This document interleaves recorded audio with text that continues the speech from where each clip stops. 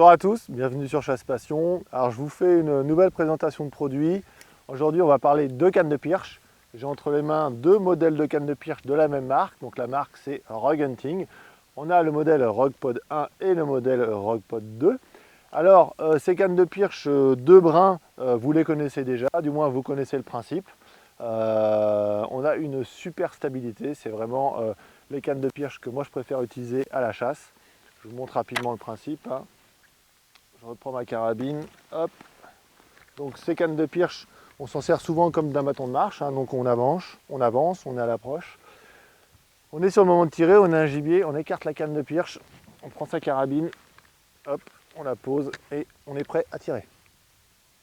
Ça prend 2 secondes et là on a une stabilité qui est juste parfaite. On peut tirer à des centaines de mètres sans aucun problème. J'ai besoin de me déplacer, hop, tac, je me déplace, il n'y a pas de problème, je peux. Il faut juste l'avoir bien en main, tac, on la soulève comme ça, hop, je peux encore. C'est pas un souci, vous voyez. C'est souple, c'est pratique à utiliser et c'est très stable. Vous voyez, là on a les deux points, un point d'appui de chaque côté. Si j'ai besoin de me reculer, je peux me reculer, il n'y a pas de souci.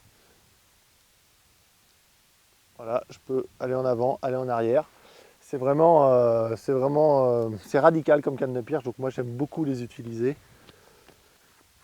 La particularité donc, des modèles Rogue Hunting et Rogue Pod, c'est d'avoir cette petite sangle.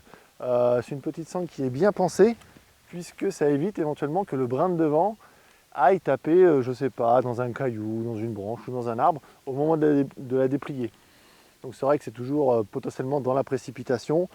Il faut faire vite et le brin de devant peut avoir tendance à tomber. Et là du coup, grâce à cette sangle, ça évite qu'il tombe et puis voilà, on peut la ramener, on peut la fermer simplement. Donc c'est vraiment assez pratique. On règle la sangle à la longueur qu'on veut à l'avance, par rapport à notamment sa carabine. Donc voilà, donc ça c'est vraiment pratique.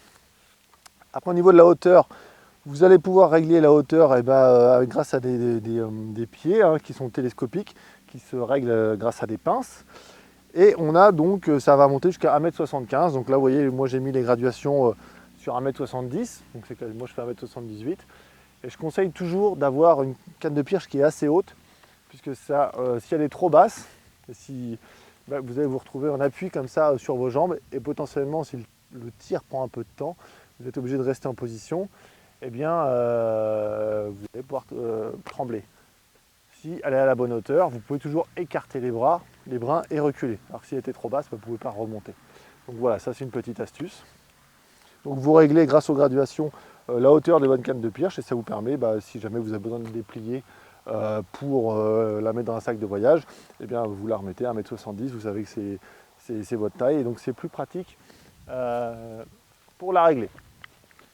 Le modèle Rogue Pod 2, alors ça c'est la grosse nouveauté. Vous le voyez, on a un point d'appui supplémentaire devant. Et là, on a une stabilité qui est encore plus radicale. La carabine tient toute seule debout. Donc ça, c'est déjà une des particularités. Et donc, on a 4 points d'appui. On a le point d'appui devant et on a un point d'appui de chaque côté. Et moi, je suis le 4e point d'appui. Alors, on a, comme le modèle Rogue Pod 1, la possibilité d'aller d'avant en arrière. Il faut juste avoir la présence d'esprit de tenir à la main son brin de devant. Et on conserve une super stabilité. Évidemment, si vous le ramenez trop, la carabine va tomber. Il faut garder une assiette à peu près logique. Si vous mettez le brin trop vers vous. Vous voyez, la carabine ne bouge pas. Donc c'est vraiment, on a une stabilité qui est parfaite. Vous allez pouvoir tirer vraiment à des distances impressionnantes. En toute objectivité, pour les avoir testés, c'est une canne de pirche. La Rogue Pod 2, je ne l'emmènerai peut-être pas en montagne ou peut-être pas dans des biotopes où j'ai besoin de tirer très vite. Je sais que je vais devoir déplier ma canne rapidement. Même si c'est rapide si vous l'avez en main, je n'irai pas à perdre une seconde ou une demi-seconde ou être un peu embêté, un peu stressé, parce que des fois c'est le cas. Ça peut se déplier très vite, mais il faut quand même un petit coup de main.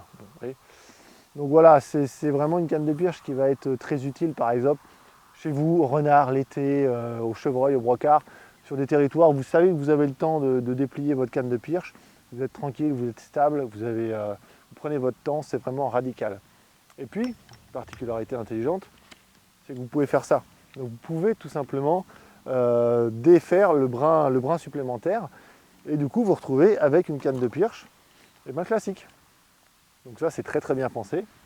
Et ça vous permet voilà, de vous retrouver avec une canne de pirche classique de brin. Alors la différence de prix elle est de 20 euros. Donc vous avez cette canne de pirche, ça coûte 140 euros. Et le modèle ROGPod 1, sans le brin supplémentaire, coûte 120 euros. Donc voilà, qui peut le plus, peut le moins. Après, c'est à vous de voir en fonction de votre budget. Petite précision, le modèle ROGPod 2 donc, pèse un tout petit peu plus que 2. Et le modèle ROGPod 1, lui, va peser un tout petit peu plus d'1 kg. Donc on a environ 200 grammes d'écart entre les deux modèles. Vous voyez, donc ça tient dans la main. C'est léger, c'est pratique, c'est télescopique. La marque, c'est Rogue Hunting et c'est à retrouver chez tous les armuriers avec qui Rogue travaille. Moi, je vous dis à très vite sur Chasse Passion et n'hésitez pas à laisser vos commentaires en bas de la vidéo. À bientôt.